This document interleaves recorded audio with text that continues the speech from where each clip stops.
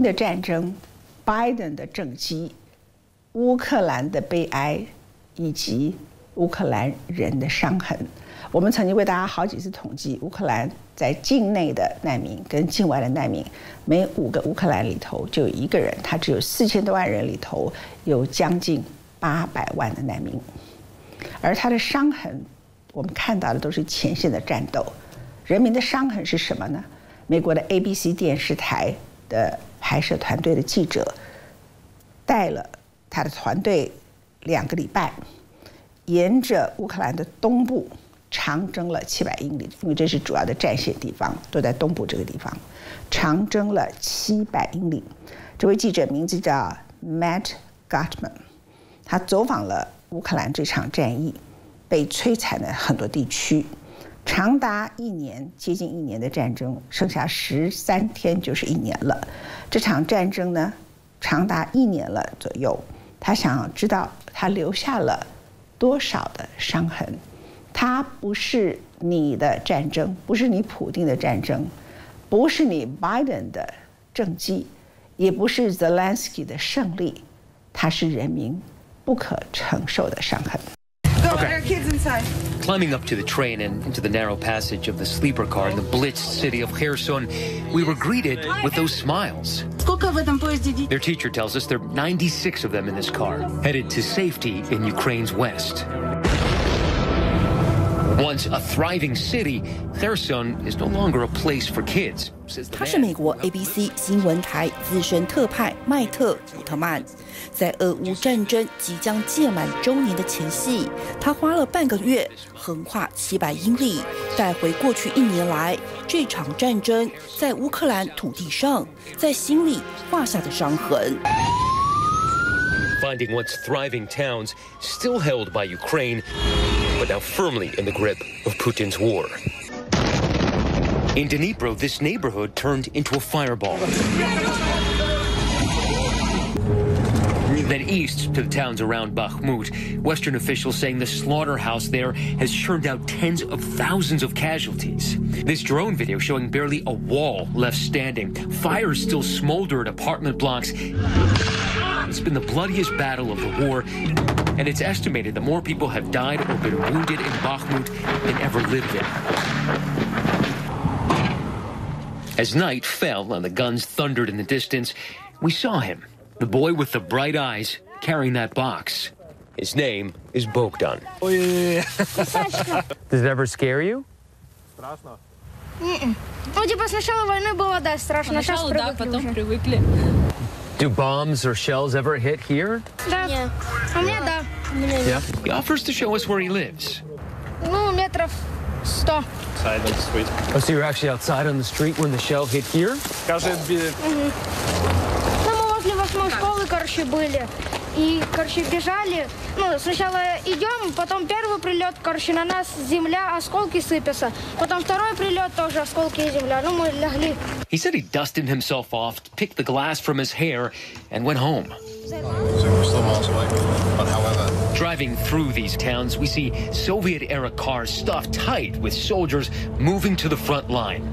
The need for tanks and just general military vehicles, unmistakable.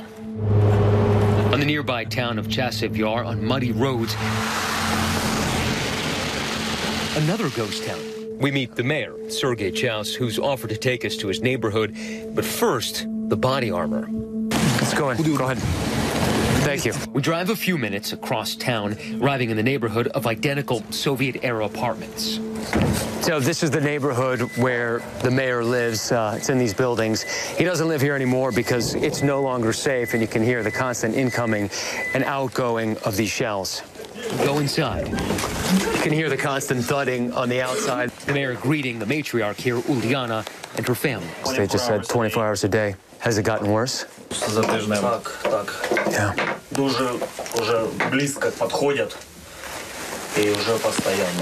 And despite the leftover Christmas decorations, the mood is grim. As we talk, in the corner, we see that grandmother Uliana's eyes well up.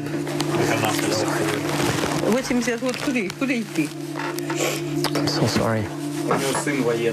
She says she's lived most of her life in this town. Factories have opened and closed, but she stayed. Та куди їхати? Кому я там нужна вже в таких годах? Це молодший десь поїде, десь що то таке, а куди вам 80 років, куди їхати, до кого? I mean, the constant shelling, the constant bangs. Are you able to sleep at night?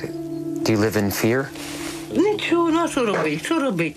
Коли спиш, коли сядеш і сидиш, і дивишся, і думаєш, куди заходить, чи оттуда. Даже і до 80 років, і отак отут будь. Кому-то задумалося оце все. And beside her, that little girl clutching her flashlight. What is your name again? Я Даша. Dasha. What do you miss from before the bombs? I miss daycare and people, she tells me. That cellar providing safety, but also isolation. Further west in Izium, the fighting ended months ago. The war still lingers. Out there in the streets, an elderly woman approached us. Her name is Ludmila. Her German shepherd, Dan. She wanted to show us her home and what's left of her life here. Вот, проходите. Еще. Сейчас я посмотрю. Проходите. Посмотрите. Ужас.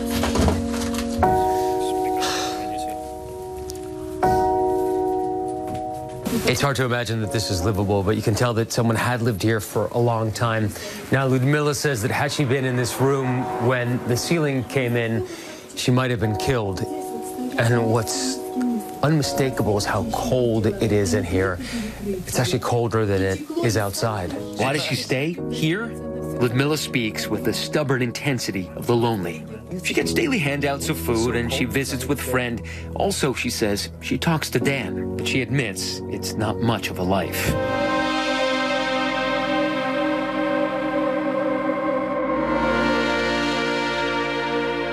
And back in Kherson, with those kids on the train, I asked them what life will be like in the West without all the bombs. Непривычно. It's going to be normal, they say, like before the war.